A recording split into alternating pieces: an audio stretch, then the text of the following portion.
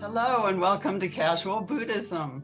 I'm your host, Cindy Rasicot, author of Finding Venerable Mother, and I'm joined, as I am every week, with Venerable Dhammananda Bhikkhuni, Thailand's first fully ordained Theravada nun. And tonight, we often have guests, and tonight I am going to be having a conversation with Venerable, and it's about something that you wrote I'm pretty sure quite a while ago, very powerful, about a small crack in the wall. Yes, that's the year 2005. Okay. This small crack on the wall actually came from, at that time they were looking for this 1,000 peace women, and they wanted to promote this 1,000 peace women for uh, for for what you call award. Nobel, for the Nobel Peace Award. And out of 2,000 candidates, they selected 1,000 women from the 2,000 candidates, and proposed collectively uh, for Nobel Peace Award. So actually, I was one of the 1,000, and the word a little crack on the wall actually came not from me but from them. That's how they see the committees, who came to interview me. That's how they saw us, like small cracks on the wall. But these cracks, when many more cracks join, eventually that wall will crumple. And the wall is the wall of patriarchy, the wall of hierarchy, the wall of that which bar us from the Buddha. And when I was talking on the stage at Thammasat University, I was talking about this wall, so I was saying something like, when eventually the wall crumpled, lo and behold, the Buddha was standing on the other side of the wall with his open arms, welcoming his daughters to come and join. Yes. I have it. May I read it for people to hear? Sure, Okay. please. Yes. I am but a small crack on the wall of patriarchy, the wall of hierarchy, the wall of injustice. Suddenly, there are many more cracks. Eventually, the wall crumbled. Lo and behold, the Buddha is standing on the other side with his opened arms to welcome his daughters who struggled to keep up the heritage given by the Buddha. Yes, thank you. I Yes, love that so much. yeah, and this actual speech, which was on the stage at Thammasat University, somebody took the photo, and the photo was on the cover of A Different Voice, that book, A Different Voice. You will see me standing with open arms. Exactly, it was this. I was talking about this poem. Yes, and I think you've elaborated on what you mean by a small crack in the wall. I just wonder sometimes how it must have felt coming against that wall. What was the experience like for you? Was it, I mean, I know you faced a lot of adversity, but I guess what I'm asking is I wonder how you see your role in the challenging the patriarchy. And I know the press called you rebel monk, but that doesn't really fit. Uh, I tell the story in class like this, about the Buddha, that Buddha statue in Bodh Gaya, way back, during the time when he is called Metta, when the name that Thai people call him Metta Buddha. During the time when India was still under the British rule, and then the Muslim came. I would say 11th century, when the Muslim came, and the Muslims were actually occupying India at that time. So at this place, at Bodh Gaya, the Muslim captain came, and you know that Islam do not stand any, they call it adultery, worship any image. So as he was on his horseback, he looked through and he saw this Buddha statue inside. So he called for the abbot, the monk who actually took care of the place, to remove this Buddha image. Within 2 days, he will come back and he will check whether the Buddha image is removed, the Buddha statue is removed. So that night, the abbot called upon his immediate attendant, and they agreed to do something. And he asked them to promise that they will keep a secret what they did that night. So what they did, they literally, just among 3 of them, built a wall immediately in front of the Buddha statue. Nobody knew about this. The next day, people see that the Buddha statue already disappeared.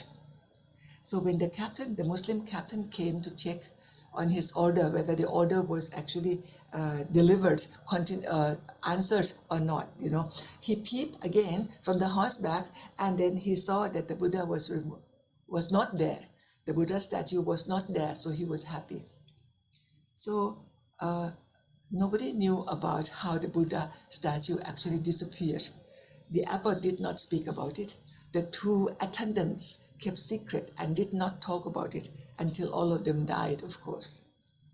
100 years afterwards, when the women were cleaning up the place and they started to see the crack, and they realized that behind the crack, they could see something shining inside, So they started to remove the wall. And what happened was this beautiful Buddha statue was still kept intact.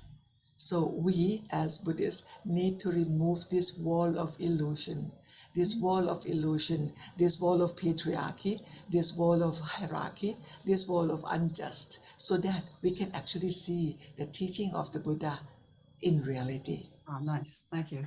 Yeah, this is how I teach students in my class about deconstruction, how we need to deconstruct that which becomes obstacle to our practice, that which becomes obstacle for us to understand the teaching of the Buddha, that which is obstacle for us to follow Vinaya properly. I think this particular interview that you have with me is very important, and I would very much like that you can please put it on YouTube. Yes, and I'll share it with you as well, of course. Yes. Apart from being part of your book. Yes. Yes. And I'm sorry, could you clarify what you mean by that? Yes, your question, the questions that you are asking me, you may be writing or collecting this information for your book. So apart from that, it should also be on on air. Right. It seems that great leaders ideas and thinking changes over time, given all the adversity they have faced. For example, thinking maybe someone like Nelson Mandela, who was pretty radical in the beginning and then went through so many changes in prison, or Gandhi, etc. I was just wondering, in your case, have your attitudes changed or deepened over time? Yes, after this 20 years of ordination, of full ordination, you kind of, as you're growing older, that is part of it also, part of the reason why you change. As you're growing older, you realize that sometimes things cannot change abruptly. Because before it formed, before that kind of ideas were formed, it also took years. For this, this obstruction, for these social ideas to actually bar women from joining social activities. It does not happen overnight. It also took years to form the ideas. But how the power of society, the power of hierarchy actually took place. If you study religion, you will find that previously we have this religion of mother. Yes. Mother as a goddess, and the importance of a mother to the earth, to environment was there, and the lineage continued through women. Yes. Yes. Yes. So we see that through the study of history. And now we have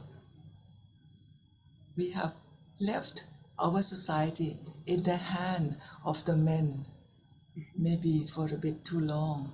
And now we have so many garbage, spiritual garbage caused by our brothers that we need to clear up.